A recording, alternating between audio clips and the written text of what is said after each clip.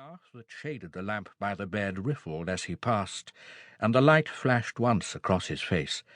There were wet trails of tears on his cheeks. His sister reached out and briefly took his rough hand. The other brother sighed. "He's had a long life, Pa has, but not that long. 64. We'd thought he'd be with us another 5-10 years. His own father lived to just past 80, and Uncle Tad's young for 76. He shook his head. "Your Uncle Thaddeus has the constitution of an ox," Stevenson agreed. "He may well outlive your grandfather's years, but your father's heart has given out and his body must follow." He studied the grieving man's face, noting the deep lines of worry and sleeplessness. Hetty Baldwin, his housekeeper's daughter, was getting a good man in Martin Baker, the doctor told himself. Much like Herbert in character, God-fearing, with strong ties to his family and a fierce sense of duty. It was a sound match. Everything happens in God's own time, you know, even this. And it's a kindness that he won't linger. He spoke the words as comfort, then nodded toward the bed. "See if you can persuade Ellie to rest a little. She's hardly stirred from his side since yesterday morning. We'll call her if there's any urgency. She will only wear herself into collapse, driving herself like this."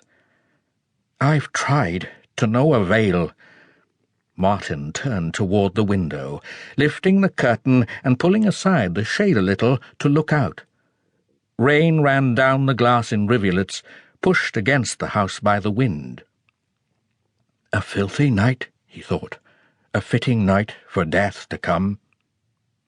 He dropped the shade back in place and said to Dr. Stevenson, "There's naught to be done to make it easier on her? I'll leave something, a sleeping draught. Give it to Ellie in a glass of water when your father is gone. And, Martin, see that Dick doesn't insist on being one of the pallbearers. That shoulder of his is not fully healed, and the socket will never be as strong as it was. He's not out of the woods yet. He could still lose the arm if he's not careful. The army surgeons can't work miracles without a little help." "I'll remember." "Good man!" A clap on Martin's shoulder for comfort, and then Stevenson walked back to the bed. He reached down and touched Ellie's hands, folded tightly in her lap. They were cold, shaking. "Your father is comfortable. He would want you to be the same. Let Martin fetch you a shawl at least." She nodded, unable to reply. The grey head on the pillow moved, first to the right, then toward the left. Herbert Baker's eyes opened and focused on his daughter's face. He said in a gravelly voice, "I want a priest." The doctor leaned down and replied reassuringly, "Yes, Dick has just gone to fetch Mr. Sims." "I want a priest," the old man repeated querulously. "He's coming, Papa," Ellie said, fighting her tears. "Can you hear me? He'll be here quite soon." "Priest," her father demanded, "not vicar." "Herbert," the doctor said soothingly, "let me lift you while Ellie gives you a little water." The dark, pleading eyes shifted to the doctor's face. "I want a priest," the dying man said very clearly this time, refusing to be distracted. The bedroom door opened and Dick was ushering in the vicar.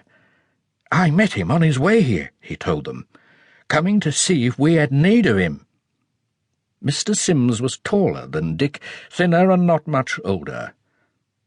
"I've been sitting with Mrs. Quarles and thought it best to call on you before going home," the vicar explained. Herbert Baker had taken all day to die. Most of the town knew the end was near, a matter of hours at best. Sims had stopped in twice before. Sims reached out to touch Ellie's arm, saying easily, "Ellen, do you think you could find a cup of tea for us? We could use the warmth on such a wet night." She flushed shyly.